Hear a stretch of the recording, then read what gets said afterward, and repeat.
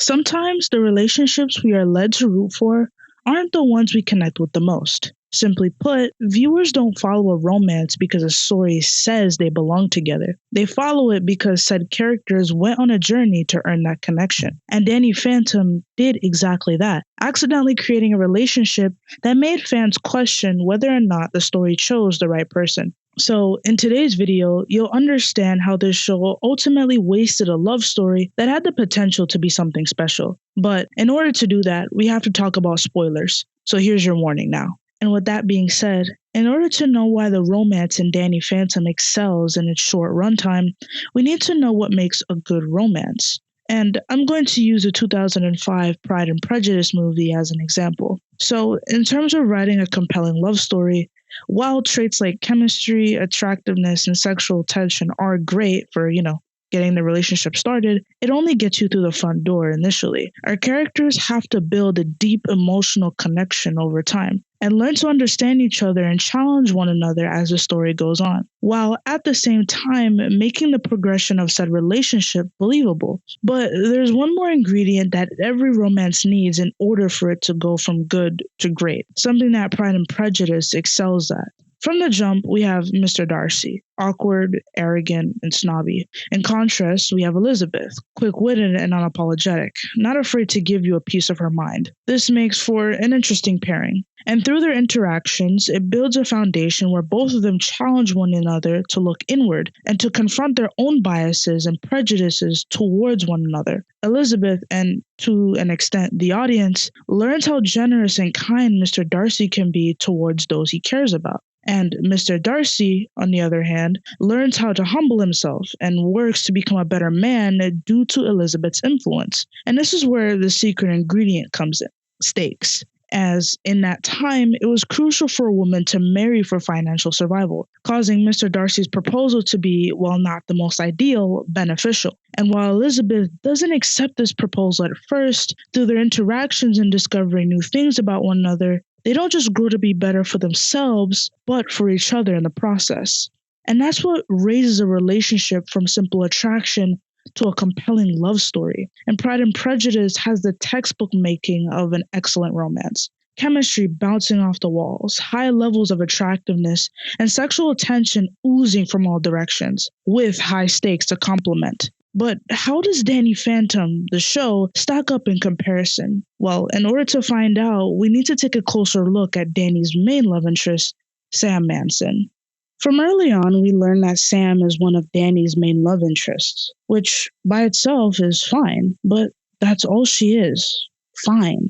And that's the problem. The show is more focused on showing us that they will be together and not why they should be together. We also learn that Sam is one of Danny's best friends and can alternate being the moral compass in the group depending on what lesson the episode is trying to make you learn. Now, I will say this. I do think that Sam and Danny have really good chemistry. And it's in season 1, episode 3, where the romance element shifts into play, where Danny and Sam have the last dance at their school ball, blushing and acting all bashful with each other. And this is a decent framework for a friends to lovers pipeline. Danny learning to control his ghost powers, and Sam being his moral compass, reeling him in when things get too far. And here, you think this is where everything starts, but unfortunately, it all stops here. Because it's here where the story mistakes movement for progress. The writers think that staring at each other and callbacks every episode can replace emotional connection and development. And what's worse is that when one of the characters does try to confess, it conveniently gets interrupted by the present conflict in the episode. And unfortunately, every fake confession resets the relationship back to zero. And what's worse is that there's no reason for them not to be together. There's no stakes, no boundaries, nothing that would jeopardize their friendship. The only reason these two aren't together is because the writers are drawing it out for as long as possible, and in my opinion, an effective waste of time. And here's a hot take. Despite all that I said about Sam and Danny's relationship, the reason this relationship isn't compelling is because Sam herself isn't a compelling character. There, I said it. Building a good romance means that both characters in a relationship must challenge and grow alongside each other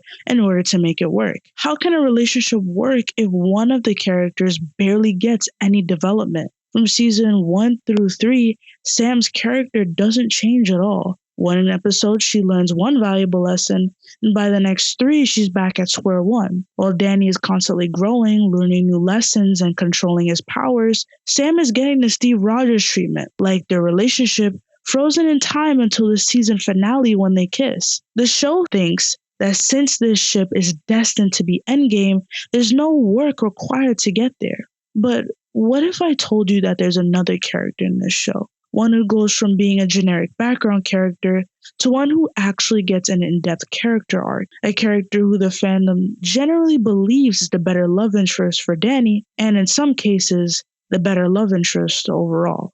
So when we meet Valerie, off rip, she's depicted as your stereotypical rich girl bully. That all changes in season 1, episode 10, Shades of Grey, where a dog from the ghost zone comes along and starts running rampant and destroying everything, including the very high-tech security system that Valerie's father built. This in turn causes him to get fired, leading Valerie to lose the life and identity she built for herself, with the popular kids demoting her and now forced to the bottom of the food chain. This becomes the catalyst for Valerie's arc. Here, we see Danny showing sympathy towards Valerie, and yet in his ghost form, he just keeps making everything worse. And it's understandable why she hates this ghost boy. After all, he did ruin her life. And Vlad Masters, being the instigator that he is, hears about this and gives Valerie her ghost hunting gear. And right off the bat, we have a premise for an interesting dynamic with the show setting up an enemies to lovers situation. And in the later episodes, it only gets better.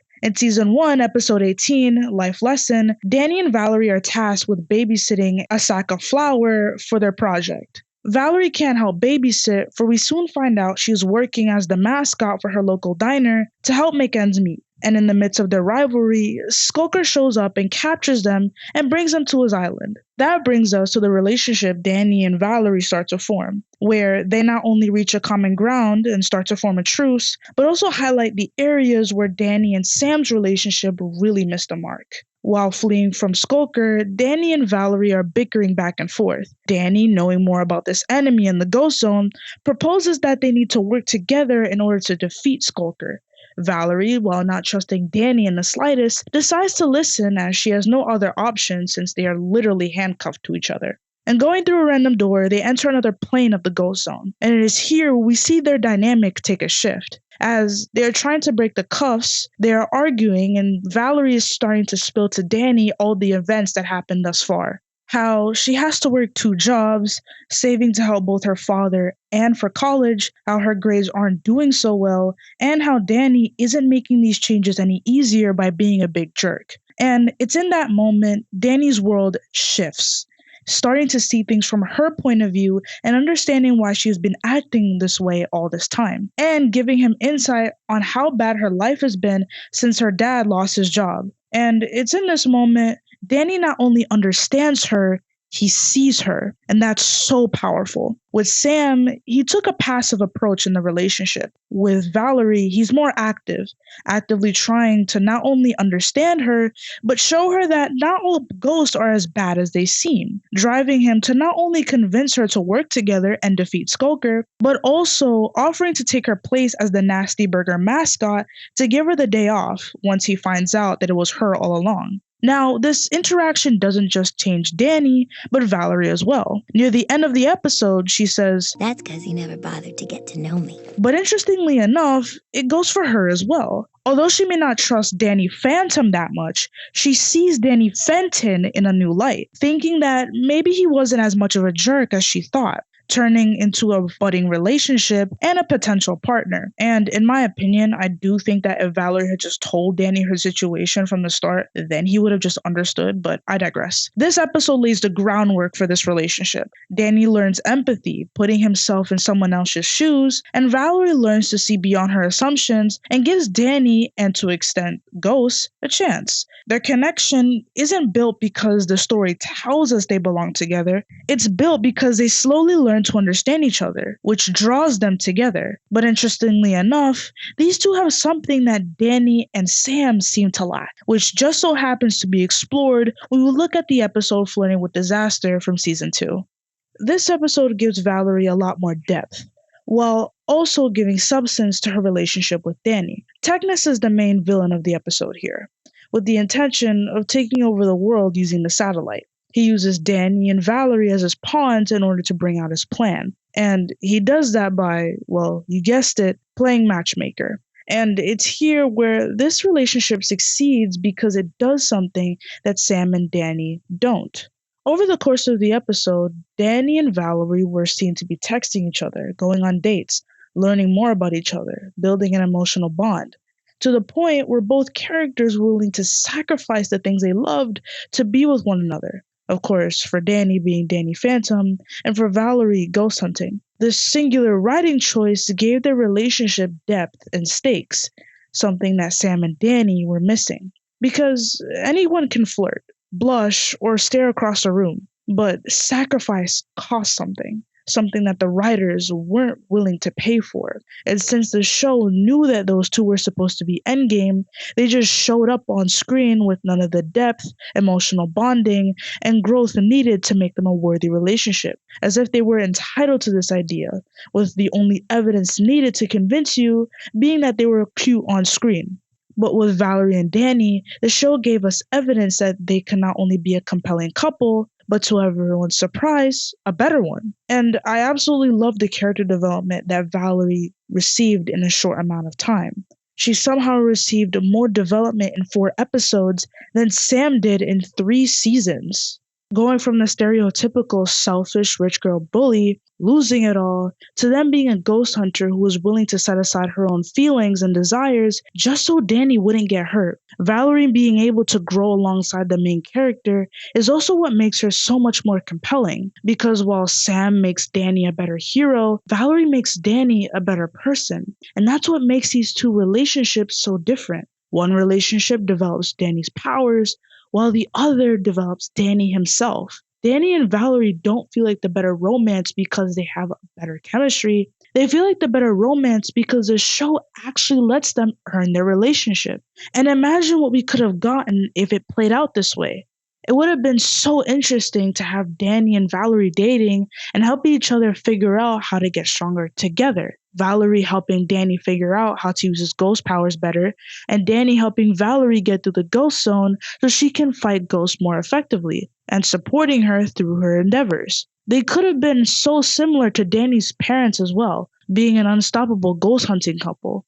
But because the writers were so insistent on making Sam and Danny a lackluster endgame, Valerie got left to the wayside. And unfortunately, she isn't the only one, as this can often be classified as a disposable black girlfriend trope, where a black female character serves as a temporary or placeholder love interest for the main character, often leaving viewers unsatisfied and some feeling misrepresented. Now, this topic deserves its own video, but I recommend checking out Troon's video and Princess Week's video as they touch on this topic really well. Links in the description. But this is why this relationship resonates with so many fans after all these years. Not because Danny and Valerie had more chemistry, not because Valerie was the better option, but because the show lit the fire to make us believe in them in the first place. The show didn't just put it in our faces that they could be together, they gave us all the reasons to make us believe that they should.